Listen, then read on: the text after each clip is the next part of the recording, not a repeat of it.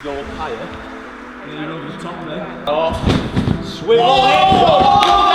Swivel hit! You're gonna do a muscle up? Yay!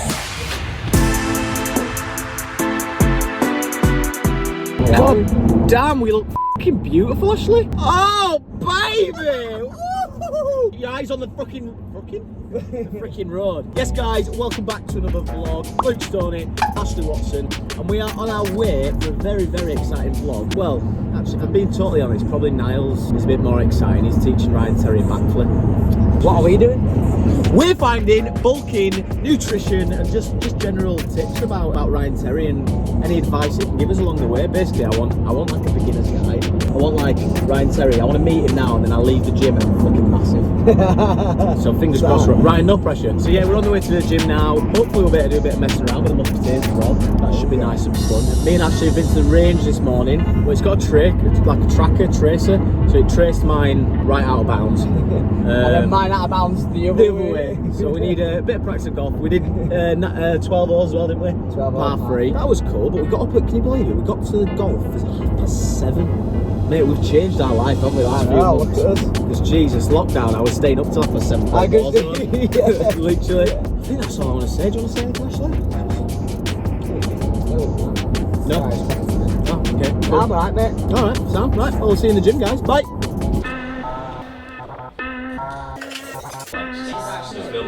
Squad, turn that shit up, man. Yeah, that's well good. So rather than being here, because you're using your strength then, go up higher, and then you're over the top there. Oh wow. So you can all go higher, yeah. There you go, there you go. Oh. There you go, there you go. Oh, go on. Yes! Right guys, so basically, I thought it's a perfect opportunity to ask Ryan some questions about bodybuilding, bulking, all that sort of stuff. So first one, you've won multiple bodybuilding competitions. Which one meant the most to you and why? So basically I would say the Arnold Classic, Yeah. and well, there's quite a few actually, but the Arnold Classic, because it's the second biggest show in the world. The UK, there's no one represented over there. There was no one who'd won that title as a European. Okay. So for me that was quite a momentous thing for my career. Yeah. But at the same time, the British finals when I was an amateur and I turned pro, that was probably one of the most memorable because all my family, because it was the last time I competed in the UK. Oh, okay. So all my family was How there. old were you then when you did that? 22. 22, so you're still young. 10 years now. And that's when you got your pro card? Yeah. So okay. That was my third competition. So yeah, it was hard back then. They gave one pro card out a year, no matter how many shows you did. Yeah. So I won nationals, regionals, British, overall, and they still didn't give me my pro card until the end of the year. Right, so till the end. Nowadays you can do a regional and get a pro card, yeah. but back then it was quite difficult. Sweet. Right, we'll crack on with the backflip and then we'll come back to another question in a minute. Nice one. Good skill if you want. Yeah, I love it. Just going to show like how in control he is with his body. Oh! Start, turn, seat drop, Swivel hip! not a swivel hip. Start, turn, seat drop.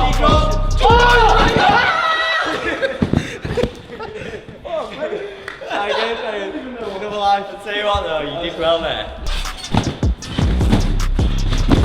Oh! It's not on your fingers, you've got to wipe it off on the black. 1, 2, wipe it off. You've done this before. Squad, turn that shit up. Okay, don't want to do a somersault. Why are you so good, Ryan? So you're making gymnastics look Usually too at this point it's the cap, we could keep going. Cross his body. Cross. Just pocket. Touch pocket. Halfway. Down. puts both down, just stay away. Does it wrong, doesn't listen. Arms out, I'll shout. Out. Wee!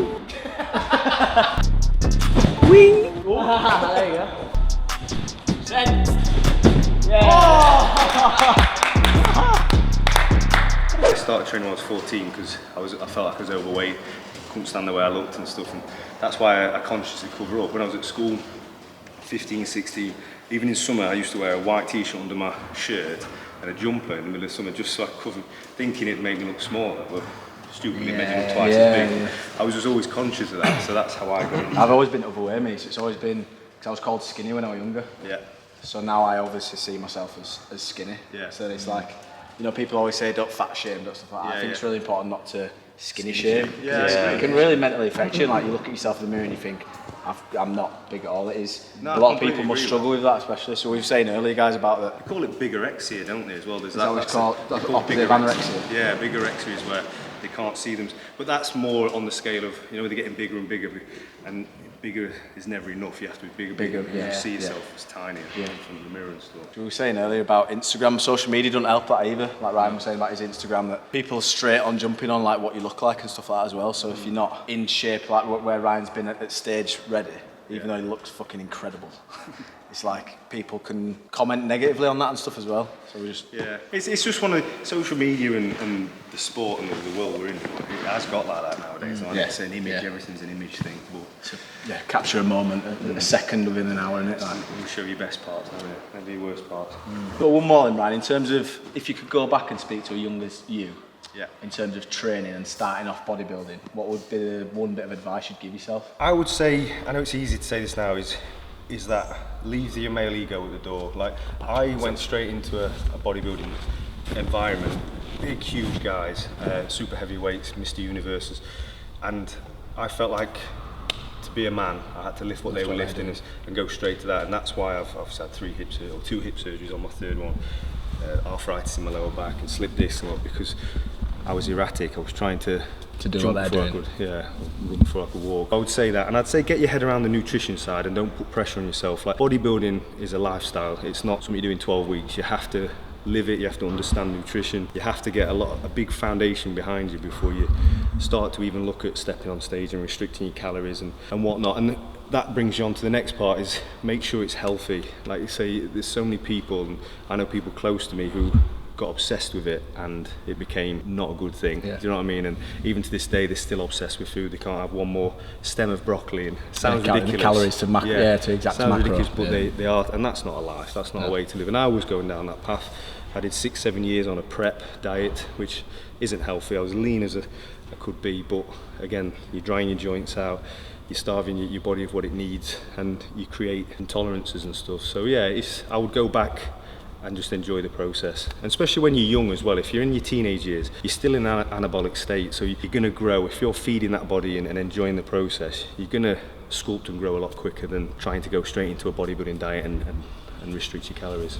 Sweet. Be present, enjoy the moment. Let's go. Boy, I love that. We're gonna do a muscle up. Yay!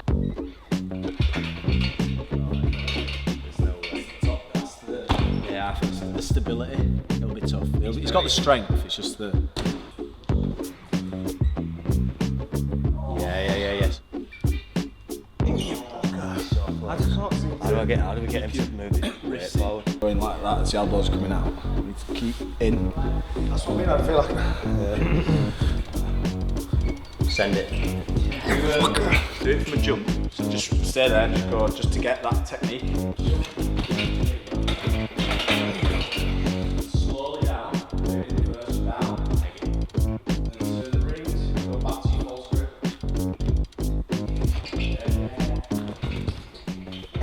Yeah, I know what you mean.